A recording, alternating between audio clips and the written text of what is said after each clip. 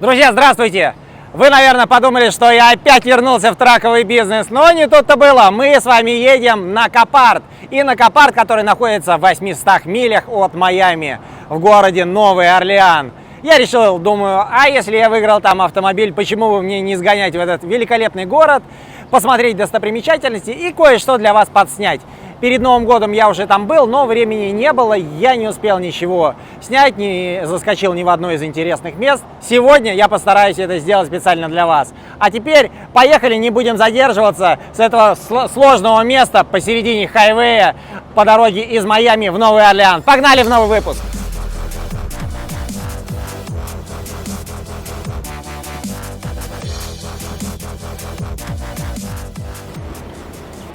Кстати, пока мы отсюда не уехали, я успел заправиться. Бензинчик здесь, сейчас я вам покажу стоимость. 87-й 3,5 за галлон, 89-й 3,9 практически. И я заправлял 93-й за 4,250 за галлон. Хотел показать вам тракстапы. Тракстапы — это те места, где можно остановиться, покушать, припарковать как и большие грузы, так и малый транспорт. Здесь очень много людей с разных районов, регионов, с разных стран, на разных языках, из разных локаций. Какие ребята! Так, мы сейчас возьмем бананчиков.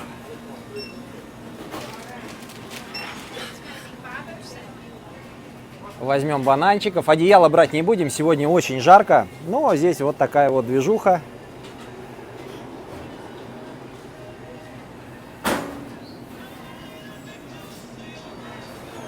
Это что-то с медициной, наверное, связано. Ну и все как везде.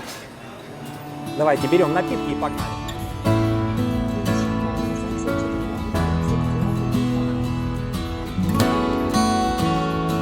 Вы знаете, много встречаю в Соединенных Штатах проблем с мусором, с грязью, где-то что-то валяется. Но периодически едешь, и огромные площади, газоны окружающие, хайвеи, магистрали, разного рода дороги, муниципальные части, хозяйственные какие-то объекты, частные владения, все это острижено.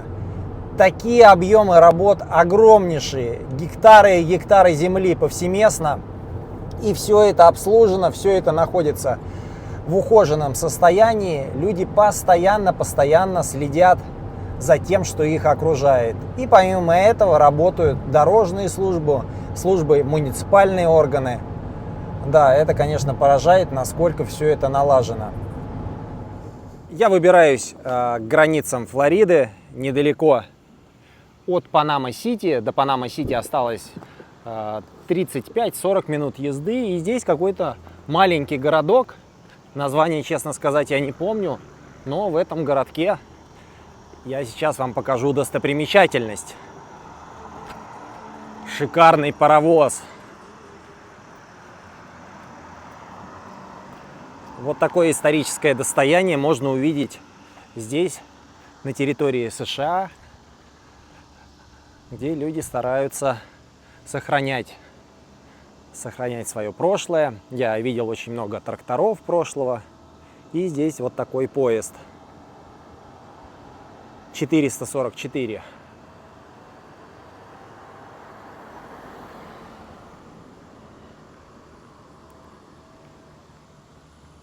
Как я понимаю, он, конечно, прибыл на свою последнюю парковку очень и очень давно, но выглядит неплохо, его поддерживают в красивом состоянии. Я думаю, могли бы даже вот сделать в этой задней части какой-нибудь или мини-отельчик, или кафешечку. И тогда эта история еще и приносила бы денежные средства. Городок небольшой, в основном одноэтажная застройка. Не то чтобы в основном, двухэтажных зданий я в принципе здесь не видел. Несколько дорог, одна параллельно другой. Очень все ухожено, очень все чистенькое.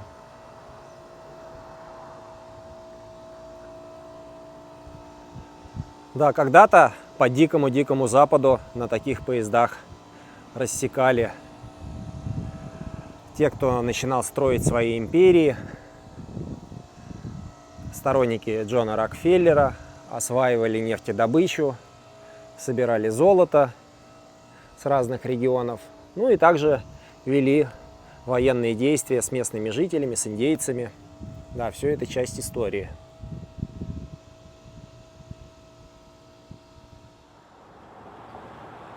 Продолжение нашего повествования здесь, в Панама-Сити. Панама-Сити-Бич. Это небольшой городок на берегу Мексиканского залива.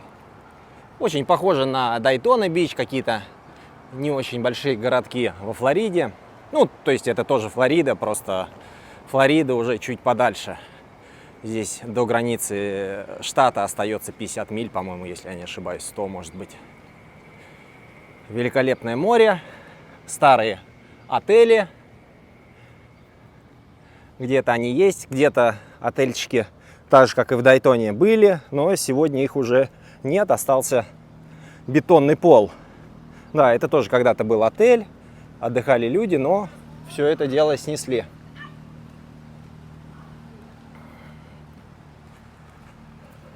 А пляжи такие прикольные на самом деле. Единственное, песок светлый, но не как на Карибах мелкий, а такой довольно-таки крупный. Я сегодня бегал здесь по пляжу. И хочу сказать, что прикольно, да, но есть маленькие нюансы. Как опытный путешественник чувствую, что песочек мог бы быть и лучше. Хотя это уже такое. Придраться, лишь бы придраться. Великолепное теплое море. Люди ездят на машинах по пляжу, так же, как в Дайтоне-Бич.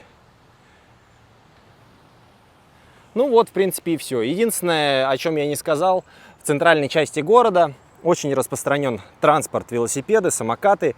И для этого выделили отдельную полноценную полосу по центру города. Да, такого я здесь в Соединенных Штатах встречал нечасто. Где-то на западном побережье это есть, там в Калифорнии. Здесь, на восточном побережье, во Флориде, Норт, Саут Каролайн, Джорджия, я такого не видел. Об этом городе говорить можно много говорить о нем можно, но не нужно, наверное, потому что нам сегодня необходимо через пару часов оказаться на аукционе Копард, а через пару часов мы там не окажемся, потому что ехать до Нового Орлеана целых 6 часов. Собрался выезжать, но не тут-то было. Показывает низкое давление в передней правой покрышке.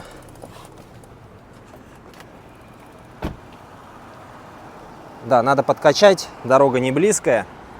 Я с собой на самом деле взял инструмент.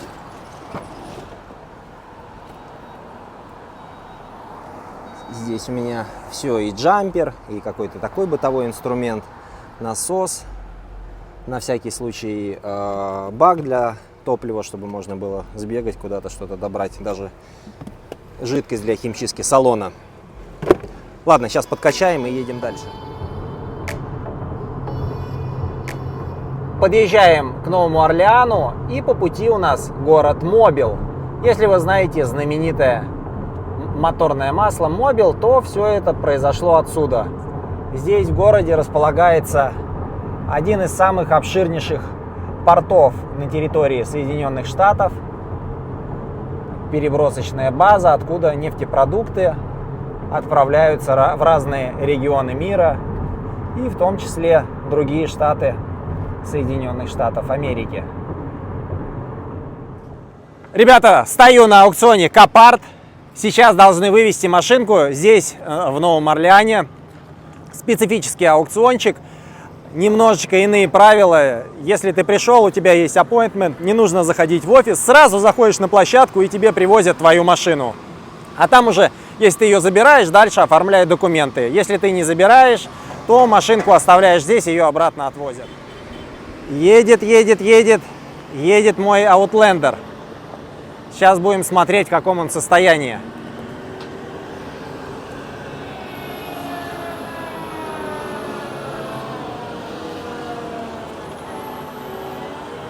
Надеюсь, он ездит. И не только на вилочном погрузчике, но еще и своим ходом. Mitsubishi Outlander Здесь такая вот история. Ну, наверное, буду красить, а может быть даже и не буду. Ну, не сильно заюзанный салон, хочу я вам сказать. Спереди, сзади.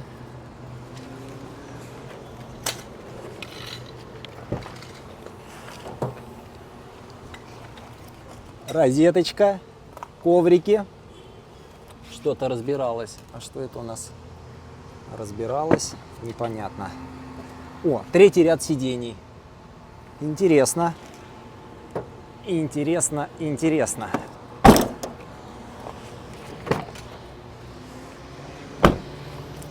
Да, неплохо. Если он сейчас заведется, будет еще лучше. Единственное, здесь прожгли. Печально.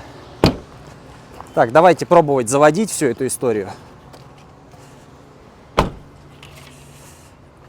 Эх, как жарко. Сегодня 100 градусов у нас здесь в Новом Орлеане. Ключики.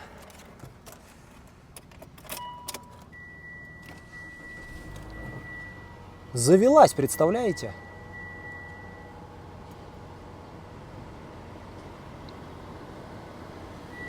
Единственная у нас здесь ошибка. Нету воды. Какие-то чеки небольшие. Сейчас подключу сканер, почитаю. Все удовольствие это стоило мне $4700 плюс такс, плюс разные фи аукционные в районе 6000, 5800 мне это все обошлось. Но машинка практически пустая, как вы видите, одни заглушки. Хотя есть экранчик. Давайте попробуем включить заднюю передачу. Да, есть камера задняя, все дела. Все, конечно, очень и очень грязное. На многих модификациях вот здесь вот есть запуск, старт-стоп. К сожалению, на моей модификации есть ключ. Такой вот ключ, тоже типа старт-стоп. Самая базовая комплектация. Ага, трещина на лобовом стекле. Вообще с этими делами ездить нельзя. Ну ладно, сейчас буду думать. Мы находимся в центре города. Напротив нас располагается публичная библиотека. И около публичной библиотеки очень много разного рода людей. Они все ждут помощи, все ждут социальной помощи. Но здесь у нас также полиция. Причем у полиции вот такие интересные машинки. А может быть даже это и не полицейская. Ну вот те точно две. Полицейские, и на них даже написано «Полис». Поэтому нас охраняют. А где-то там впереди французские кварталы, 19 век, красивые дома. Но я думал, конечно, что город выглядит по-другому. Я был зимой, и мне показалось, что это очень уютный городок. Хотя я гулял только по французским кварталам, по центру. Вполне возможно, это была ошибка. Но сейчас мы это точно проверим и поймем, ошибка это или нет. Очень много людей ездит на общественном транспорте. Если в Майами общественный транспорт это целая проблема, то здесь многие передвигаются, и это считается нормальным. Ой, тенек. Сегодня 100 градусов на улице, 110. Я иду, у меня плавится мозг, у меня плавится обувь.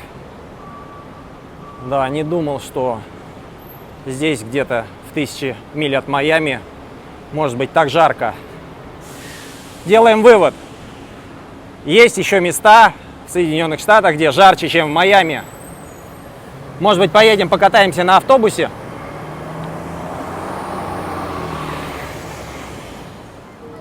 Успел догнать легендарный трамвайчик здесь, в Новом Орлеане. Я на нем даже как-то катался.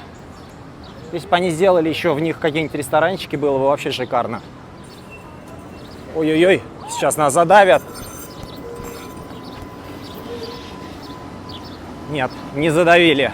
Все хорошо. А, так мы вышли. Вышли на эту улицу. И, казалось бы, 100 метрах от центра города такой трэш. Здесь кто-то что-то отсасывает. Там люди что-то строят. А здесь практически благоприятная среда, в которой пытаются кушать туристы. И здесь, двигаясь по центральной улице, мы наблюдаем много салонов тату. По обе стороны располагается масса театров. Культурная жизнь здесь кипит. В Новом Орлеане проводится много музыкальных фестивалей, разных тусовок. Я постараюсь дойти сейчас до французского квартальчика. Он располагается где-то там, слева, за этими домами. Не знаю, по времени получится или нет. У меня есть 1,5-2 часа максимум, потому что путешествие еще не окончено, и мы должны попасть с вами в пару локаций. Да, но здесь очень красиво, мило. Архитектура конца 19 века. Такие кованые ограды на балконах. Очень красиво. Но, как и в любом современном городе, как я уже говорил, здесь нас будет ожидать очень много людей без определенного места жительства. Кто-то что-то употребляет, кто-то просто мне кричит. Кто-то что-то покурил и хочет, чтобы ему дали еще денег, чтобы он еще немножко покурил. Да, но я эту тему не поддерживаю. Те люди, которые могут работать, должны работать. Те, которые не хотят работать, они выбывают из членов общества. Китайский ресторанчик. Да, подумаю, куда зайти. Возможно, куда-то в китайское. Очень интересно. Вы знаете, в свое время я купался в бассейне. Закрывался лагерь международный, который, ну как международный, советский лагерь, располагавшийся недалеко от моего поселка. И там мы разбили окно, будучи мальчишками, по 6, по 8 лет. И вокруг все было выложено вот такой вот плиткой. В советское время она была очень популярна. Да, иду, здесь очень сухой воздух и в то же время очень жарко, около 110 градусов. С меня буквально льется. Хочется одеть какой-нибудь кондиционер-костюм, чтобы тебя обдувало со всех сторон. С учетом того, что поспать у меня не сильно получилось. Я провел 12 часов дороги, 4 часа поспал и сейчас двигаюсь здесь по Новому Орлеану. Также ко мне подходят люди, что-то просят, но, как вы знаете, люди должны работать. А вот и успели. Заходим с вами на французскую улочку. Здесь много старых зданий, много, конечно, и обновленных. А еще здесь очень много вот таких вот изящных, красивых вещей. Не знаю, присмотреть что-то себе или, возможно, на подарки или донаты. Как вы думаете, взять мне пару таких блузок? Ладно, шучу. Вещи, конечно, прикольные, но здесь есть кое-что поинтересней. Архитектура. Архитектура этих балкончиков. Ребята сигналят, хотя здесь пешеходные улицы и частично их перекрывают и очень часто.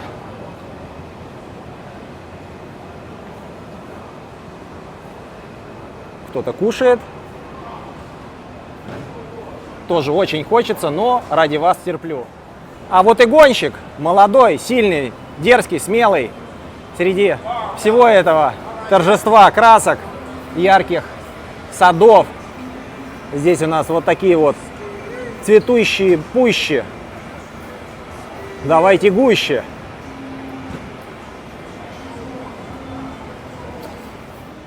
И хотел поделиться с вами ощущением от ароматов, которые я встречаю повсеместно в Сан-Паулу, в Рио-де-Жанейро. Встречал эти ароматы в Сиэтле, в Нью-Йорке и встречаю их здесь, в Новом Орлеане. Это ароматы человеческих испражнений. Вы извините, конечно, меня, но везде воняет говном и мочой. Это просто ужас. Когда гуляешь по современным городам, я не говорю, конечно, про все, но вот на южноамериканском, североамериканском континенте. О, у нас здесь, кстати, блюз. Так вот, часто встречаешь вот этот вот неприятный запах. Это все говорит о том, что многие из иммигрантов, которые приезжают сюда, на территорию Соединенных Штатов, и многие жители Сан-Паулу и Рио-де-Жанейро, они усугубляют свою умственную деятельность каким-то воспитанием, нормальным поведением, а просто исполняют свои все проблемы на улице. Это жуть. В Рио, конечно, есть еще дополнительные нюансы, то, что в фавелах нету канализации, периодически из фавелы Рио-де-Жанейро все то, что там накапливается, спускается прямо по улицам, такая специфическая река. Да, но здесь я не понимаю, в Луизиане, в Сиэтле, в Нью-Йорке, откуда эти запахи, откуда эти люди, почему, как они сюда попали. Для меня большая загадка. Всегда казалось, что Америка — это дорого, в Америку попасть сложно. Но, как выясняется, в Америку попасть сложно, но в нее и попадает очень много маргиналов, которые не хотят работать, а привыкли жить где-то на улице, тусоваться в грязных мешках и создавать проблемы окружающему населению. Это, конечно, беда. Каждый должен работать, каждый должен выполнять свою функцию, будь то художник, будь то спортсмен, биолог, экономист, неважно. И тогда общество будет нормально функционировать. Продолжаем двигаться в центральную часть города. И там я слышу какие-то барабаны. Это, наверное, Джуманджи.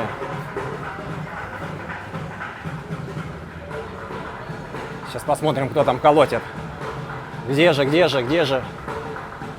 эти прекрасные люди?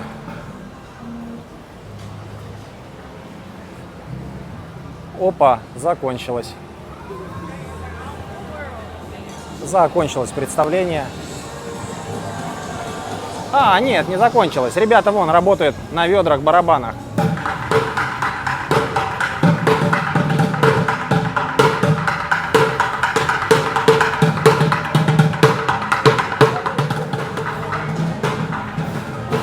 Но мое, конечно, было сейчас удивление, когда я ребятам положил 6-7 долларов. Они посмотрели на мои кроссовки, посмотрели на меня и такие, типа, ты чё, дружище, какие 7 долларов? Положи нам, пожалуйста, пару сотен. Я говорю, не, ребята, не. Ну, я не стал уже с ними обсуждать эти моменты, потому что здесь очень много интересного, что можно обсудить. Меня ждет где-то столик вот в этих балкончиках. Единственное, надо найти балкончик, чтобы он был под какой-то крышей, потому что голова просто расплавилась. Кажется, что я вот-вот куда-то улечу. Прошел буквально 100 метров с улицы, где вам предлагают запрещенные препараты, и граждане без определенного места жительства пытаются выманить у вас последние кровно заработанные денежные средства. И здесь такая красота. Здание покрашенное свежей краской, но видно, что архитектура старенькая. И дальше продолжение банкета. Сейчас мы как раз будем двигаться в ту сторону. Часть тротуара здесь, конечно, перекрыта.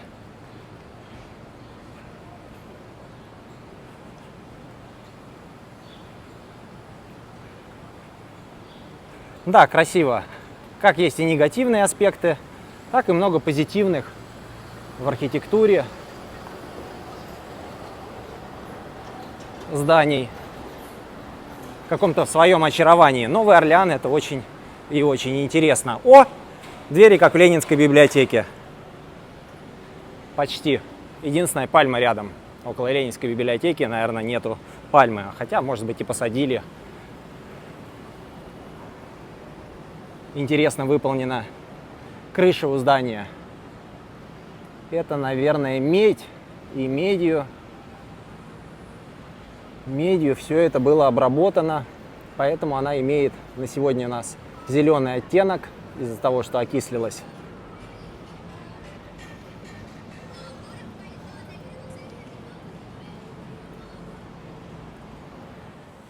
А здесь я сегодня буду обедать. Написана какая-то местная кухня. Наверное, здесь готовят крокодила или игуану. Да, это, кстати, я где-то там выглядываю. Hello, guys. Да, а здесь у нас центральная площадь и кафедральный собор. И где-то там люди пытаются вымогать опять денежные средства. Нет, никому ничего не дам. Какой красивый старый фотоаппарат. Подобрались к реке Тома Сойера и Геккельбери Финна. Река Миссисипи. О, и пароход. И пароход. Сейчас, возможно, мы даже на него сядем. Нет, конечно же, шучу. У нас осталось 4,5 минуты и 0,25 секунды. Кто-то ловит рыбку. Это наш загорелый Том Сойер, а может быть даже и Геккельберри. Но не в этом суть. Сейчас мы двигаемся в сторону пароходиков.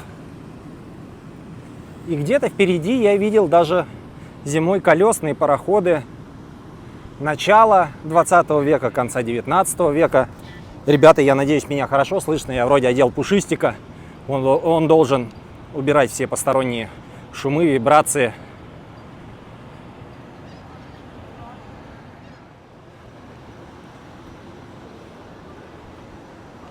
Да, это тоже колесный пароходик. Пароходик «Старовер». Двигается на естественной тяге. Там даже трубы. Хотя из них почему-то не идет дым. Неужели установили обычный бензиновый двигатель? Давайте взглянем на это колесо. А вот это все машинное отделение. Куча разного рода железочек, скляночек, баночек. Везде налито масло.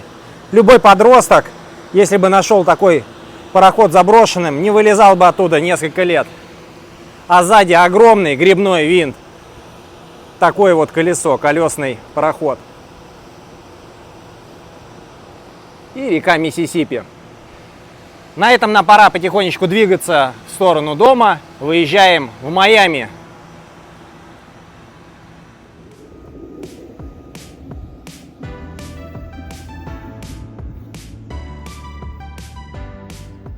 Друзья, по дороге из Нового Орлеана в Майами нам удалось заскочить на Crystal River. Здесь обитают очень интересные, красивые животные, которых кто-то из вас видел, если он живет во Флориде, а остальные только предполагают, что это русалки. Но это не русалки, это ламантины. Ламантины живут в этой чистой прозрачной воде, белоснежной, хотел сказать, уже много времени не спал, поэтому слова так и рвутся у меня наружу. Ладно, не будем задерживаться, пошли посмотрим, что там за ламантины. Пошли, пошли, они вот там.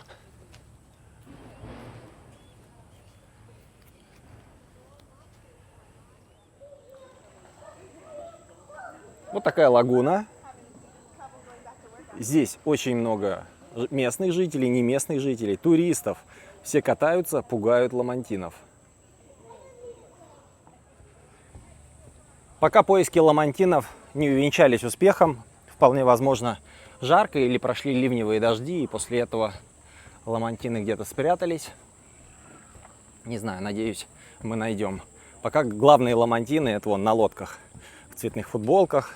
Все ждут других реальных ламантинов. Ребята, скажу честно, с ламантинами получился полный обман.